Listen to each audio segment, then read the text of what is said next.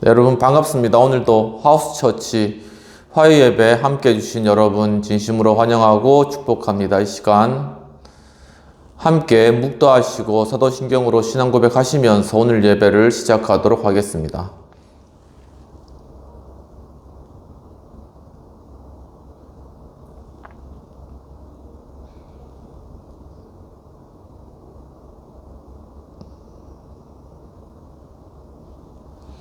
전능하사 천지를 만드신 하나님 아버지를 내가 믿사오며 그 외아들 우리 주 예수 그리스도를 믿사오니 이는 성령으로 잉태하사 동정녀 마리아에게 낳으시고 본디오 빌라도에게 고난을 받으사 십자가에 못 박혀 죽으시고 장사한 지 사흘 만에 죽은 자 가운데서 다시 살아나시며 하늘에 오르사 전능하신 하나님 우편에 앉아 계시다가 저희로서 산자와 죽은 자를 심판하러 오시리라. 성령을 믿사오며 거룩한 공회와 성도가 서로 교통하는 것과 죄를 사하여 주시는 것과 몸이 다시 사는 것과 영원히 사는 것을 믿사옵나이다. 아멘. 이 시간 찬송 84장 함께 찬양하도록 하겠습니다. 온 세상이 깜깜하여서 참 빛이 없었더니 그 빛나는 영광 나타나 온 세상 빛이었네. 영광의 주 영광의 주 밝은 그 빛 내게 비추었네. 영광의 주 영광의 주 이 세상의 빛은 오직 주 예수님. 주 말씀을 믿는 사람은 그 마음이 시원하고 주 명령을 준행하는 자 그 길이 환하겠네. 영광의 주 영광의 주 밝은 그 빛 내게 비추었네. 영광의 주 영광의 주 이 세상의 빛은 오직 주 예수님. 죄 가운데 사는 사람은 그 눈이 어두워도 그 죄악을 씻는 날에는 그 눈이 밝아지네. 영광의 주 영광의 주 밝은 그 빛 내게 비추었네.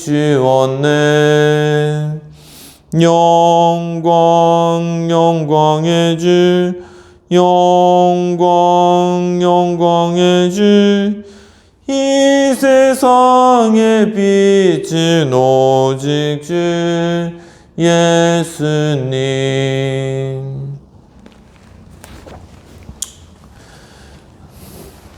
이 시간 공동체를 위한 회개의 기도와 성천을 위한 기도와 헌금을 위한 기도를 드리도록 하겠습니다.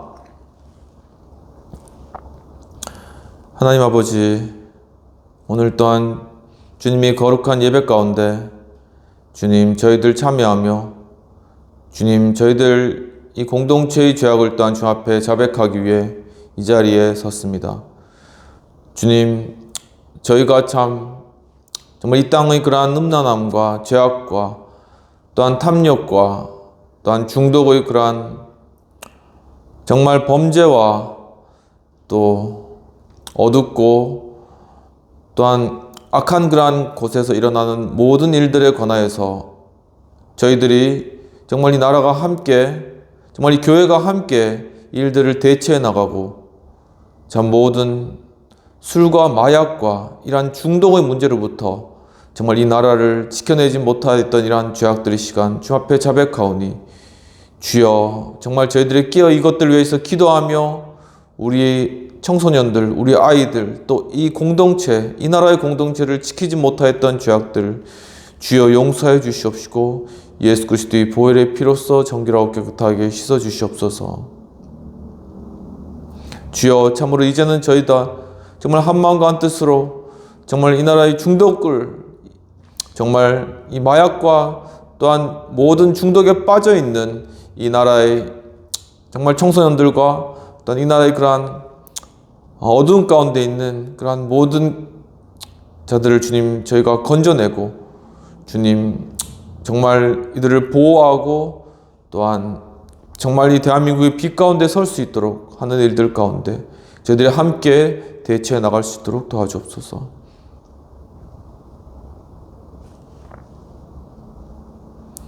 이 시간 예수 그리스도께서 우리의 죄악을 용서하십니다.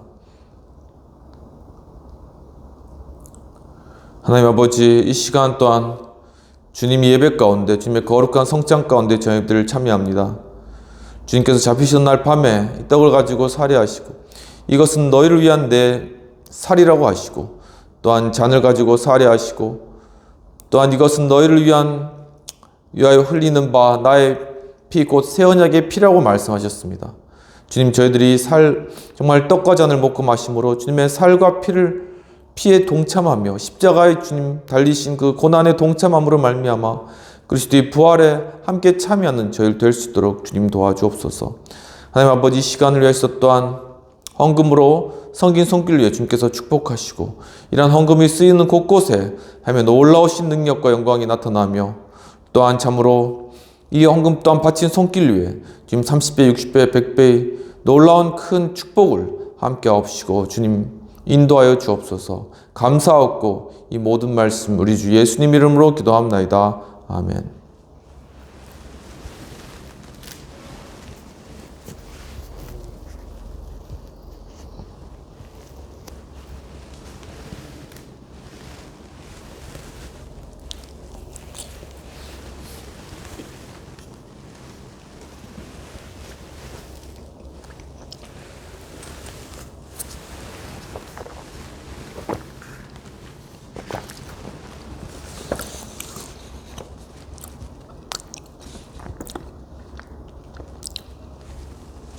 이 시간 말씀을 받도록 하겠습니다. 오늘 말씀은 시편 118편 19절에서 29절까지 말씀이 되겠습니다. 내게 의의 문들을 열지어다. 내가 그리로 들어가서 여호와께 감사하리로다. 이는 여호와의 문이라. 의인들이 그리로 들어가리로다. 주께서 내게 응답하시고 나의 구원이 되셨으니 내가 주께 감사하리이다. 건축자의 버린 돌이 집 모퉁이의 머릿돌이 되었나니 이는 여호와께서 행하신 것이요 우리 눈에 기이한 바로다. 이날은 여호와께서 정하신 것이라. 이날에 우리가 즐거워하고 기뻐하리로다. 여호와여, 이제 구하옵나니 이제 구원하소서. 여호와여, 우리가 구하옵나니 이제 형통하게 하소서. 여호와의 이름으로 오는 자가 복이 있으며 우리가 여호와의 집에서 너희를 축복하였도다. 여호와는 하나님이시라. 그가 우리에게 빛을 주셨으니 밧줄로 절기 제물을 제단 뿔에 맬지어다. 주는 나의 하나님이시라. 내가 주께 감사하리이다. 주는 나의 하나님이시라. 내가 주를 높이리이다. 여호와께 감사하라. 그는 선하시며 그 인자하심이 영원함이로다. 오직 예수님, 예수 그리스도의 은혜와 평강이 있을지어다.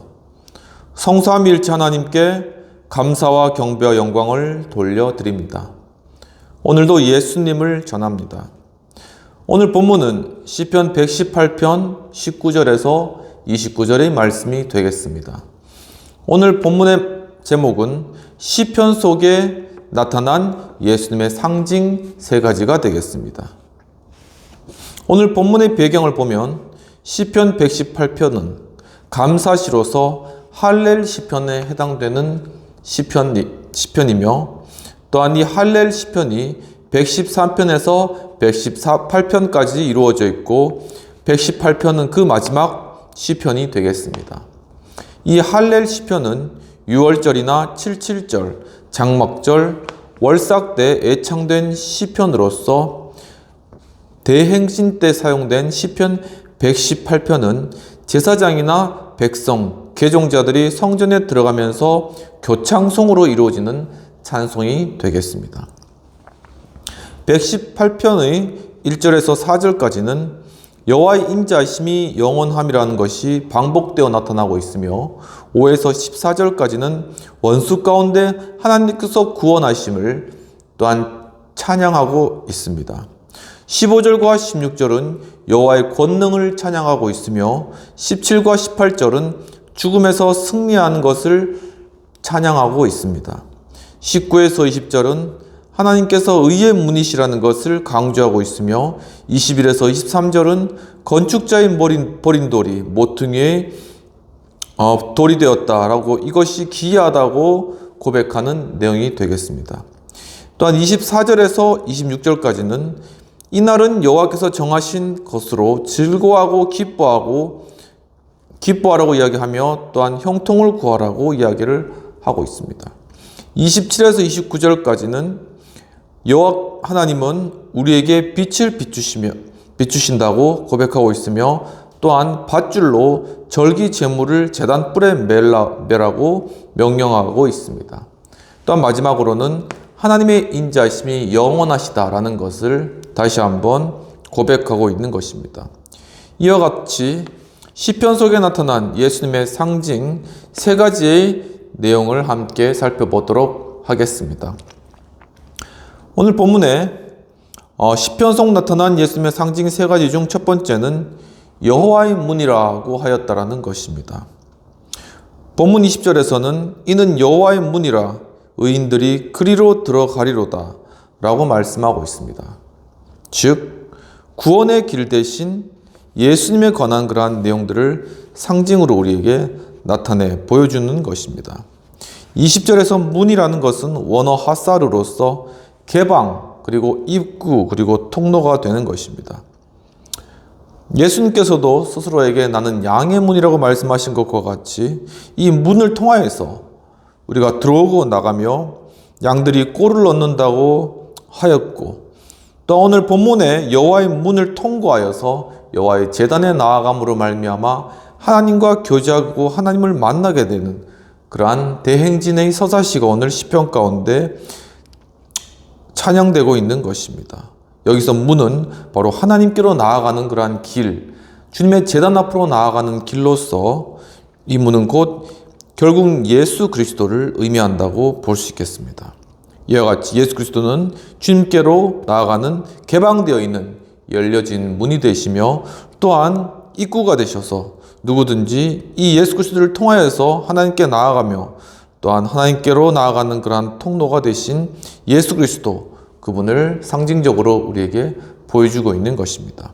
이처럼 시편 속에 나타난 예수님의 상징 세 가지 중 첫 번째는 구원의 길 대신 예수님에 대해서 말씀하고 있는 것입니다. 요한복음 10장 1절에서는 좀 전에도 말씀드렸듯이 내가 곧 예수님께서 진실로 진실로 말하노니, 내가 진실로 진실로 굉장히 강조해서 말씀하셨습니다. 나는 양의 문이다 라고 말씀하셨습니다. 즉 예수님께서는 바로 나를 통하여서 양들이 들어가고 나오며 꼴을 얻는다라고 하며, 양들이 그 꼴을 얻고 양식을 얻을 수 있는 그러한 문은 바로 예수 그리스도임을 재차 강조하고 계신 것입니다. 요한복음 14장에서는 내가 곧 길이요 진리요 생명이니 나로 말미암지 않고는 하나님께로 갈 자가 없다라고 하셔서 예수님께서 곧 길과 진리로 생명이 되시며 하나님께로 나아가는 유일한 길이 되시다, 곧 통로가 되신다라는 사실을 분명히 말씀 가운데 우리에게 말씀해 주고 계시는 것입니다.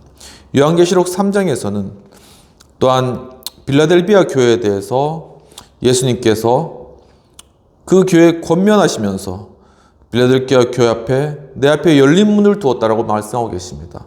이와 같이 빌라델피아 교회는 바로 예수 그리스도께 순종하여서 그 문을 통과함으로 하나님께 보시기에 합당한 교회로 나아가든가 아니면은 그 문을 닫고 들어가지 아니함으로 하나님 뜻에 순종하지 못하는 그런 교회가 되던가, 바로 그 앞에 예수님께서는 열린 문을 두었기 때문에 빌라델피아 교회가 주 앞에 순종하고 나오기를 바라는 마음으로 주 앞에 이와 같이 그리스도께서 열린 문이 되셨다라는 것을 말씀 가운데 보여주셨던 것입니다.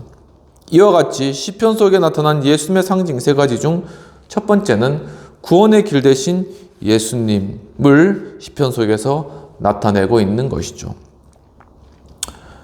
바로 구원의 길 되신 예수 그리스도, 양의 문이 되신 예수 그리스도는 하나님께로 나아가는 통로가 되시고 영원한 천국으로 나아가는 그러한 문이 되신다는 사실입니다.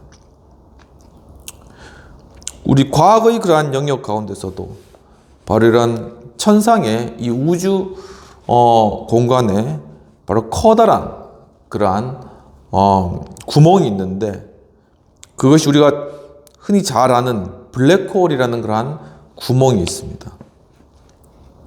그런데 이 블랙홀만 우리가 쉽게 알고 있는데, 바로 그 블랙홀 뒤에 화이트홀이라는 것이 있다는 그러한 사실들을 또한 밝히고 그것을 연구한 그러한 학자가 있습니다.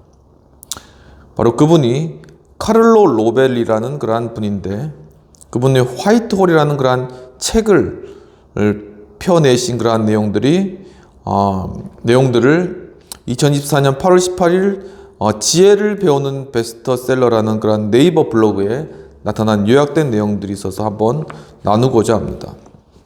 이 카를로 로벨리라는 그런 분은 루프 양자 중력이라는 양자 이론 그리고 중력 이론을 결합한 그런 새로운 이론을 제시하시게 되는 것입니다. 그는 제2의 스티븐 호킹이라고 불릴 만큼 아주 뛰어난 그런 과학자고요. 바로 그가 중요하게 제시했던 이론은 블랙홀이 마지막에는 화이트홀로 바뀌어진다 라는 것을 제시하였다는 것이죠.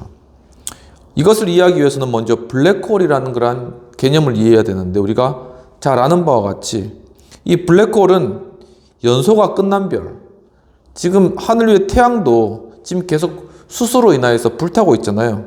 그런데 그것이 모든 연소가 끝나버리면은, 즉 다 불타버리면은 그 별은 압축되고 붕괴되기 시작된다는 것입니다. 그러면서 이 로벨리 박사님은 해거드라는 그러한 유명한 또 과학 교수님이 계신데, 그분이 학생일 때 그때 이 해거드라는 교수님을 가르친 그러한 분이십니다. 근데 이 해거드 교수님이 학생일 때 그 수업 시간에 질문을 하면서 아인슈타인의 그러한 방정식을 거꾸로 돌려서 그 시간을 거꾸로 돌리면은 반등이 일어나지 않겠느냐라는 그러한 질문을 이 로벨리 박사님에게 하였고, 이러한 계기가 되어서 이제 로벨리 박사님과 해거드 교수님이 함께 이 블랙홀 이후에 나타나는 그러한 현상으로 화이트홀이라는 것을 이론적으로 설명해 내신 것이죠. 즉 블랙홀이 수명이 다하는 그러한 끝에 화이트홀이 생긴다라는 것입니다. 그런데 이 화이트홀이라는 그러한 개념을 설명할 때 루프 양자 중력이라는 그러한 이론이 필요한데, 이 블랙홀이라는 것은 먼저 설명드리면 이곳은 시간이 멈추는 곳입니다. 즉 바로 이 블랙홀이 엄청난 중력과 또한 어떤 완전한 어떤 엔트로피 극대치를 보이기 때문에 이제 거기 이제 시간 경계선이라는 것이죠. 이제 그곳에 이제 넘어가게 되면 모든 빛조차 거기에서 빠져나오지 못하고 또한 시간조차 거기서 멈춰버리는 그러한 영역이 있다는 것입니다. 하늘 위에 거대한 그러한 블랙홀이 생겨나는 것이죠. 그런데 이 블랙홀이란 것에 관하여서 이 블랙홀을 처음 이제 천체학적으로 발견하신 분이 있습니다. 그분이 하니모 팔케라는 분입니다. 하니모 팔케. 이제 그분이 이제 이 블랙홀을 천체에서 관측을 하셨는데, 그분이 하신 말씀이 뭐냐면, 이 블랙홀을 처음에 보고 마치 지옥의 문과 같다라는 것입니다. 왜냐하면 이 블랙홀을 모든 것을 다 빨아들이고 엄청난 중력이 작용하는, 그러니까 별을 그냥 빨아들이는 그러한 존재가 되는 것이죠. 그래서 이 블랙홀과 관련되어서 성경에도 비슷한 내용이 나타나는데, 이 별들이, 유리하는 별들이 바로 이러한 커다란 웅덩이 속으로 빠져들어간다, 그런 말씀이 있습니다.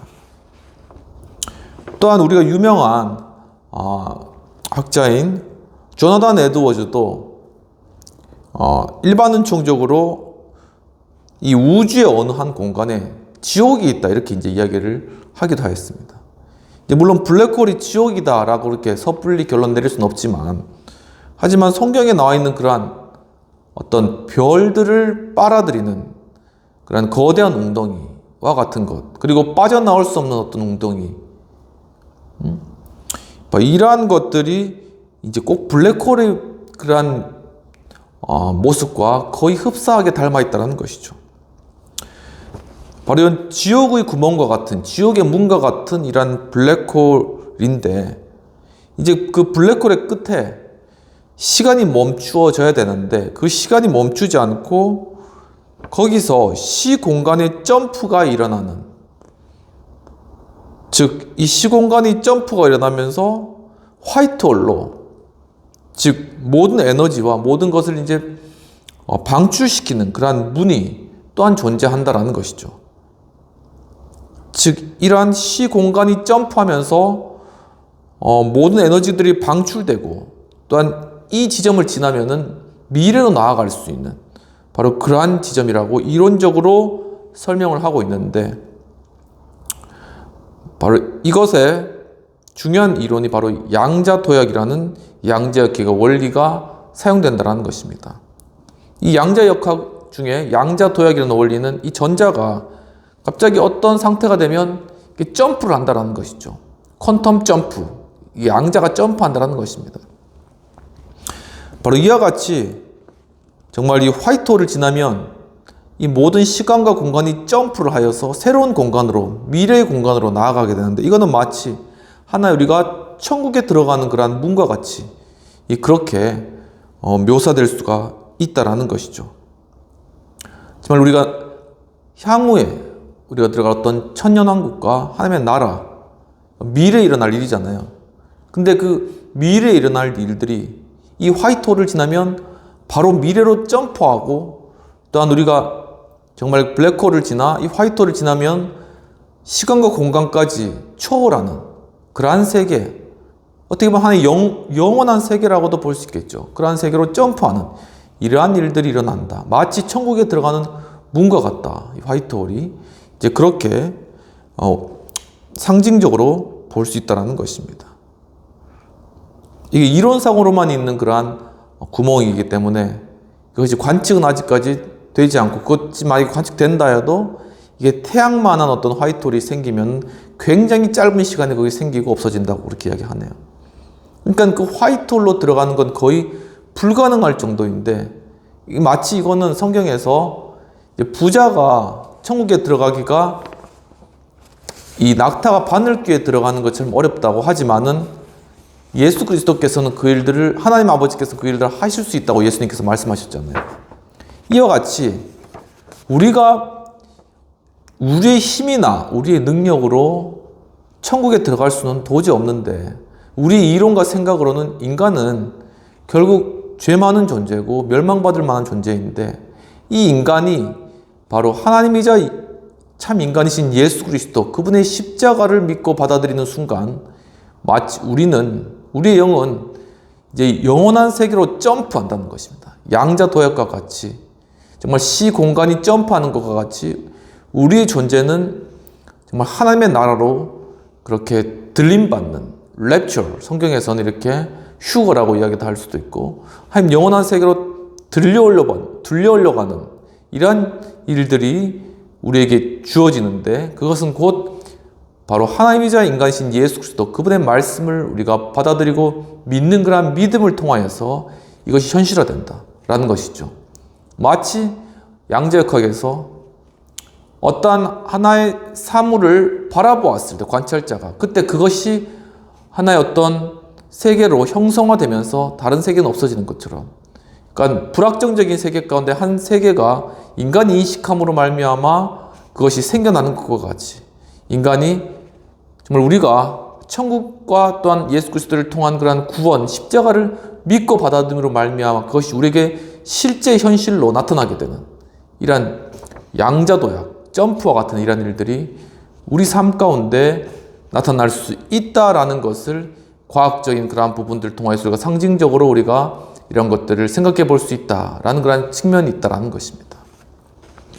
이와 같이 바로 시편 속에 나타난 예수님의 상징 세 가지 중에 첫 번째는 바로 구원의 길 되신 예수 그리스도, 바로 그 구원의 길이신 예수 그리스도를 믿고 그분께서 우리 죄를 위해서 죽으시고 십자가에 달려 돌아가시고 부활하심으로 말미암아, 부활도 하나의 점프인 것이죠. 양자 도약과 같이 죽음에서 삶으로의 점프입니다.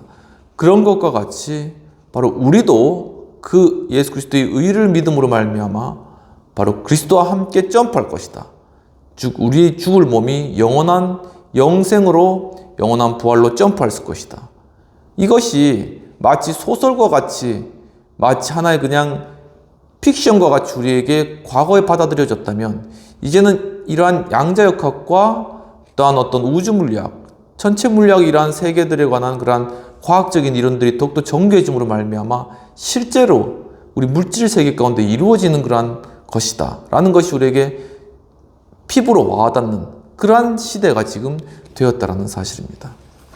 이와 같이 시편 속에 나타난 예수님의 상징 세 가지 중 첫 번째는 구원의 길 대신 예수 그리스도에 대해서 상징하고 있다라는 것이죠.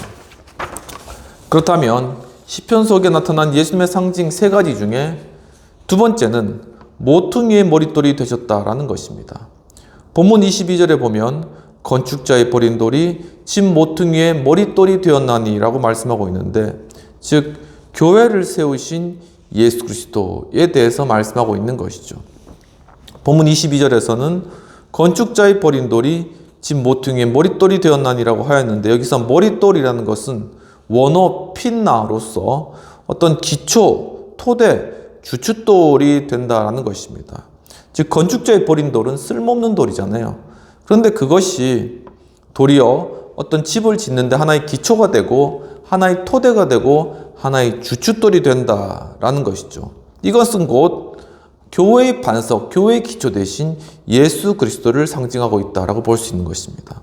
이처럼 시편 속에 나타난 예수 그리스도의 상징 세 가지 중 두 번째는 교회를 세우신 예수님을 상징하고 있다는 것이죠.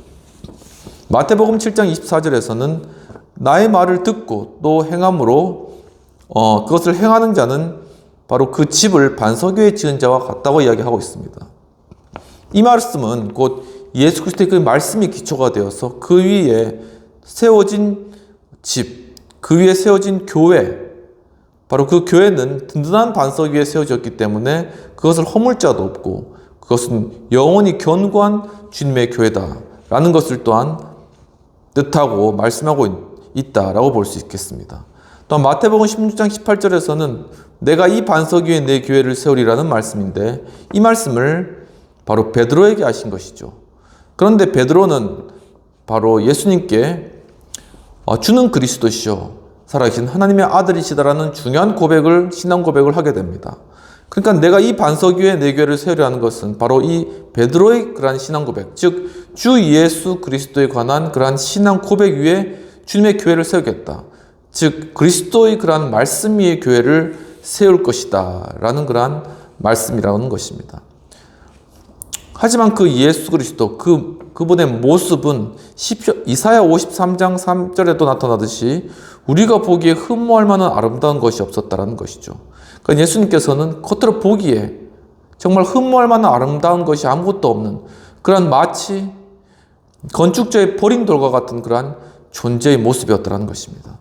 결국 십자가에 달려 돌아가신 그러한 예수님은 사람들에게 버려진 바 된 그러한 하나의 모퉁이, 하나의 그러한 버려진 돌이셨죠. 그런데 그 예수님께서 바로 이 유니버셜 철치, 이 교회의 기초돌이고 주춧돌이고 바로 반석이 되셨다라는 것을 우리에게 상징적으로 나타내고 있는 것입니다. 이와 같이 시편 속에 나타난 예수님의 상징 세 가지 중에 두 번째는 교회를 세우신 예수님을 상징하고 있는 것이죠.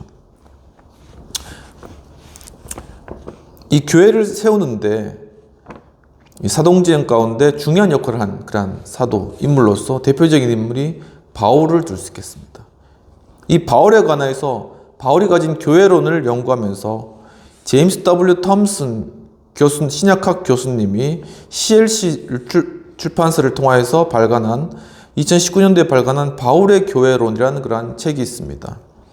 지금 여기서 바울은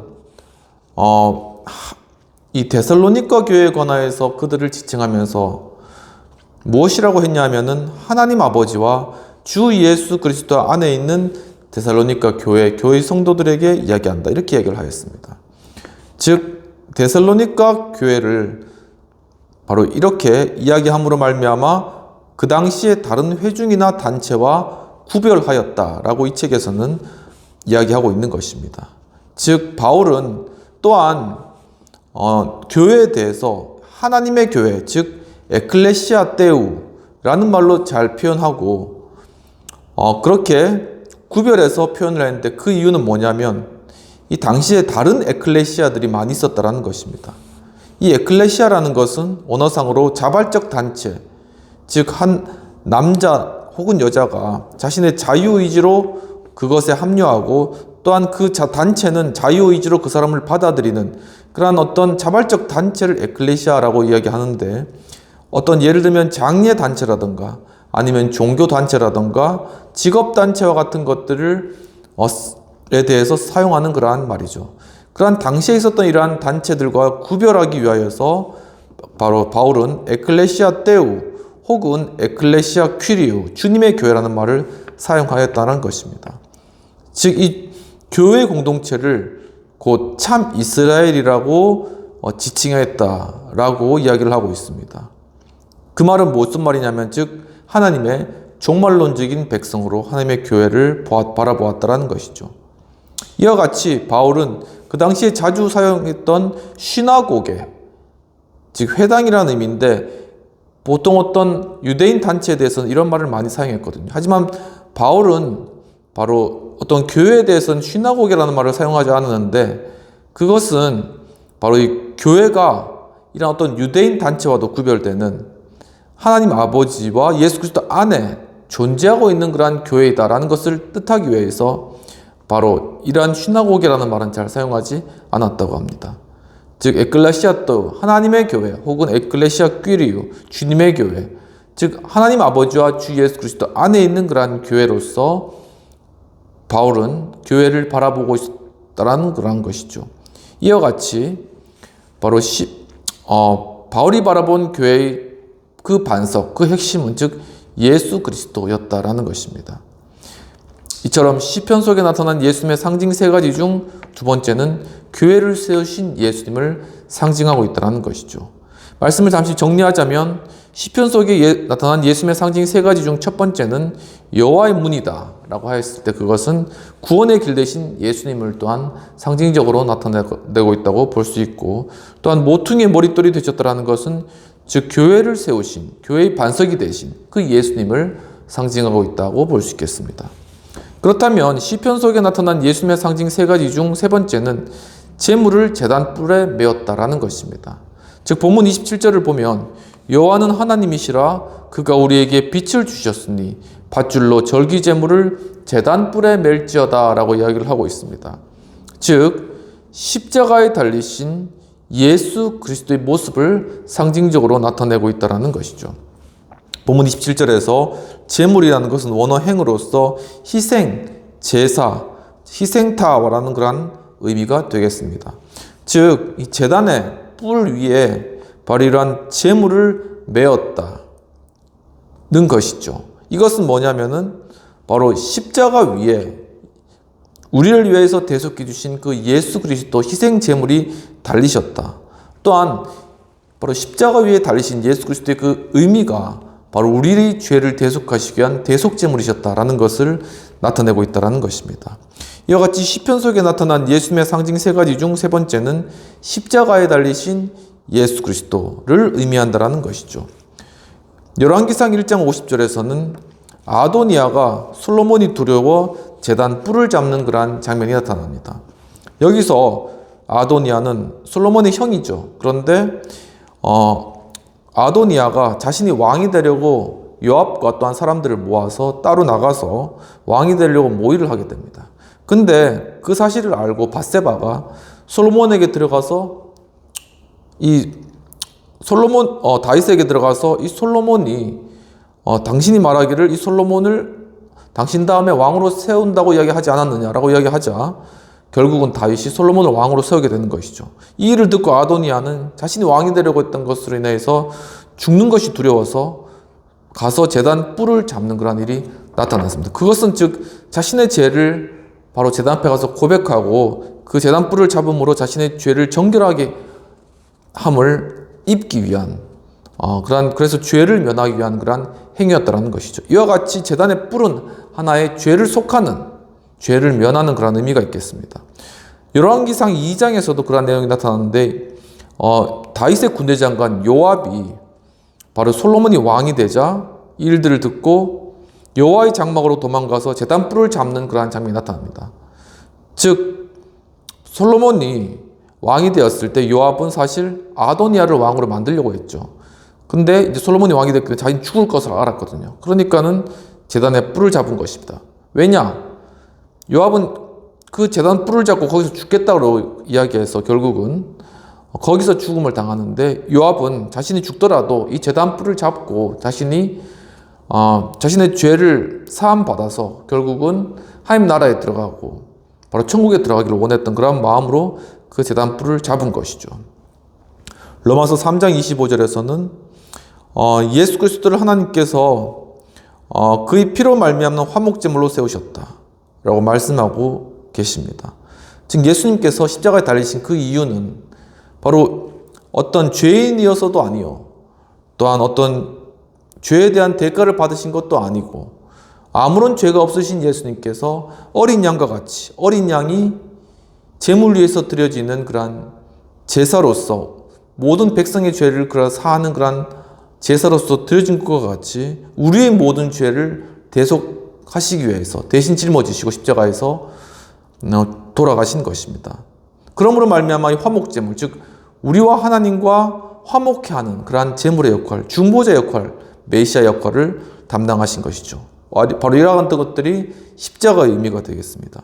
이처럼 시편 속에 나타난 예수님의 상징 세 가지 중에 세 번째는 십자가에 달리신 예수 그리스도를 상징한다는 것입니다. 우리가 이 상징에 관한 이야기할 때 다양한 그러한 인문학적 영역에서 사용되지만 사실 시라는 영역에서 가장 많이 사용됩니다. 그런데 엊그저께 이제 3.1절이었는데 3.1절 우리 독립운동 그리고 일제시대 때 정말 이 나라를 위한 우리 피 흘린 그런 분들 중에 윤동주 시인이 있습니다. 여러분 다 아시겠지만 윤동주 시인이 지은 시 중에 윤동주의 십자가 시가 있습니다. 이 시는 기독교적인 속죄의 의식으로서 어떤 고뇌를 통해 자기 희생을 통하여서 자신의 어떤 앞에 놓여진 그러한 현실 가운데 그것을 극복하고 나아가는 그러한 과정을 잘 형상화하고 있다라고 김기주 논설하시는 그런 교사 선생님이 블로그에 그런 내용들을 해설해 놓은 그런 내용들이 있습니다. 먼저 이 시를 한번 읽어보도록 하겠습니다.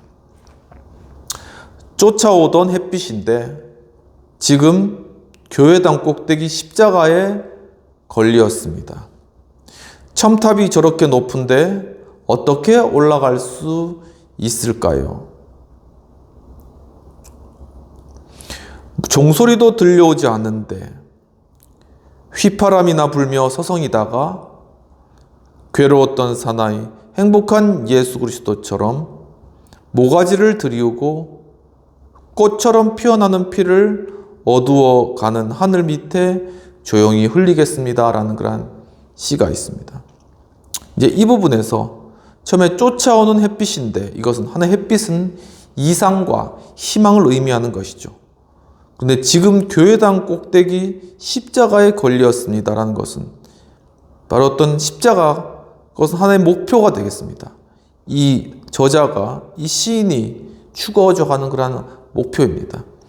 근데 첨탑이 저렇게 높은데, 저렇게 높다는 건 저 십자가에 나아가기 위해서는 저렇게 높이 올라가야 되는데, 바로 거기에 올라가기에는 그 이상과 현실이 괴리가 되었다. 그 괴리감을 느끼고 있다는 것이죠. 어떻게 올라갈 수 있을까요? 하나의 좌절, 절망의 상태입니다. 종소리도 들려오지 않는데, 교회당 꼭대기 십자가, 예전에는 다 거기에 이제 종이 있었잖아요. 그래서 제가 어렸을 때도 시간이 되면 종탑에 종을 쳤어요. 저도 이제 그 첨탑에 가가지고 이 종을 한번 이렇게 쳐보기도 하고 이렇게 당겨보기도 했는데, 이제 요즘은 이제 그렇게 잘 하지 못하죠. 이제 주변에 뭐 인원도 있고 그렇지만 예전엔 다 이제 그렇게 있었습니다. 하나의 종소리는 희망과 자유이죠. 근데 희망과 자유가 없다라는 것입니다. 휘파람이만 불며 서성이다가, 그러니까 이제 종소리도 안 들리니까 멋쩍으니까 휘파람이나 불며 그 앞에서 서성서성 방관하고 있는 자신을 이야기하고 있는 것이죠. 하지만 괴로웠던 사나이, 행복한 예수 그리스도처럼 바로 여기서 바로 저 십자가에 다다를 수 있는 그 길을, 즉 예수 그리스도, 그분께서 바로 십자가의 고난은 괴로웠지만 또한 십자가에서 행하신 그러한 대속적인 그러한 죽으심은 하나님의 일을 온전히 이루시는, 그리고 그 일을 온전히 이루심으로 참 행복하신 하나의 역설법이죠. 그 예수 그리스도처럼 모가지를 들이우고, 그건 즉 순교를 의미하는 것입니다. 즉 자신의 생명을 내어주는 순교, 꽃처럼 피어나는 피를, 이것은 하나의 순결을 의미하는 것이죠. 거룩한 피, 그 피를 통한 어떤 순결, 그것을 표현하는 것입니다. 어두워가는 하늘 밑에, 바로 여기서 그 시대의 아픔, 즉 일제의 치하에 있었을 때의 그 우리 민족의 그러한 아픔, 그 어두움, 그것을 표현한 것이죠. 어두워져가는 하늘 밑에 조용히 흘리겠습니다. 즉 자기 희생을 의미하는 것입니다. 결국 자신의 목표인 그런 십자가에 다다르기 위하여서 예수 그리스도와 같이 자신이 자신의 피를 흘리는 희생을 통하여서 바로 그 구원에 다다르겠다. 또한 이 민족을 향한 그러한 어두워간 그러한 하늘 밑에 희망을 잃어버린 이 민족의 희망을 찾겠다라는 그러한 내용들을 이야기하고 있는 것이죠. 바로 이것이 윤동주의 십자가에서 표현하고 있는 그러한 내용이 되겠습니다. 참으로 이처럼 우리 민족은 이러한 어려움 가운데서 아무런 희망과 소망이 없고 어두운 일제 치하에서 살아왔지만, 우리의 선조들, 그 선조들은 3.1운동 맞이하여서, 3.1절 맞이하여서 태극기를 들고 나아가서 방방곡곡에 외치면서 대한독립 만세를 외쳤습니다. 또한 민족 대표 33인, 그 중에 16명이 기독교인이고 상당수가 목사입니다. 그분들이 바로 이 민족을 위해서 그 앞에서 정말 독립선언서를 다 낭독하고 그 위에 다 서명을 하고, 나중에 또 체포된 48명 중에는 22명이 또 기독교인들이었습니다. 바로 이와 같이 기독교인들이 그 당시 1.5%밖에 기독교인이 없었지만 전체 인구에서 바로 민족 대표 33인 중에 반이 기독교인이었던 것처럼, 바로 우리 기독교, 정말 그리스도를 믿는 이러한 복음 안에는 이 나라를 사랑하고 나라의 주권을 되찾고 독립을 찾고자 하는 그러한 정신이 배어 있습니다. 바로 이러한 정신이 바로 지금 우리 대한민국 가운데서도 나타나고 있는 것이죠. 정말 이 땅 가운데 이 나라를 살리기 위해서 지금 3.1운동과 같이 거리로 나아가서 이 나라를 위해서 기도하고 이 나라의 또한 회복을 위해서 지금 외치고 부르짖는 그러한 사람들이, 바로 많은 사람들이 그리스도의 복음으로 나아가고, 또한 정말 복음 가운데 이 나라의 회복을 부르짖고 있는 것입니다. 정말 이와 같은 동일한 마음으로 정말 함께 부르짖고 또한 기도하며 정말 이 나라를 하나님께서 구해 주시고 회복시키시도록 함께 기도하면 좋겠습니다. 오늘 말씀을 정리하도록 하겠습니다. 시편의 속에 나타난 예수님의 상징 세 가지 중 첫 번째는 여호와의 문이라 하였다. 즉 구원의 길 대신 예수 그리스도를 상징한다는 것이죠. 두 번째는 모퉁이의 머릿돌이 되었다. 즉 교회를 세우신 예수님을 상징한다는 것입니다. 세 번째는 제물을 제단 뿔에 메었다. 즉 십자가에 달린 예수님을 상징한다는 것이죠. 이와 같이 시편에서 여호와의 문으로 표현된 참 구원의 길, 또한 모퉁이 머릿돌로 표현된 교회의 기초 되신 예수 그리스도, 또한 제단에 달린 제물을 통하여서 십자가에 달린 예수 그리스도의 상징을 우리가 깨닫고 정말 이와 같이 우리 또한 이 십자가의 그러한 능력으로 정말 예수 그리스도의 십자가의 그러한 구원의 희생, 바로 그것들을 우리가 깊이 깨닫고 정말 이 땅 가운데 다시 한번 십자가의 그러한 능력으로 우리가 나아가는 정말 우리 이 대한민국 또한 우리들이 될 수 있도록 함께 기도하도록 하겠습니다. 하나님 아버지, 참으로 오늘 시편 말씀 가운데 참으로 시편 기자가 정말 주님 앞에 정말 대행진의 큰 찬양을 하면서 할렐 찬양을 주님 앞에 돌렸고 정말 여호와의 문으로 들어가라 라고 함으로 말미암아 참으로 우리의 참 구원에 대신 정말 성전으로 가는 제단으로 나아가는 그 참 문이 되신 예수 그리스도를 또한 상징하였던 것들 또한 깨닫게 해주시고 주님 또한 건축자의 버린 돌이 또한 모퉁이의 머릿돌이 되었다.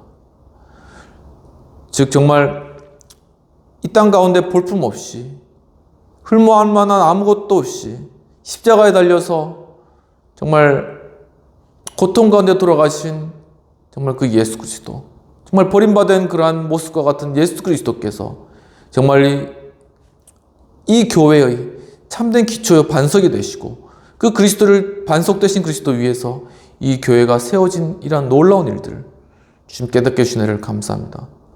주님 또한 정말 제단의 뿔에 제물을 메어라고 하였던 것 같이 바로 이러한 그리스도의 그러한 사역은 결국은 십자가에서 정말 화목 제물로서 정말 우리의 죄를 대속하시고 대신 짊어지시고 십자가에서 달려 돌아가심으로 말미암아 우리의 죄를 속하시고 이제는 참으로 우리와 하나님과의 관계를 회복시킨 그 놀라우신 십자가의 사역들, 바로 그 십자가를 상징하는 것임을 주님 보게 해주신 은혜를 감사합니다.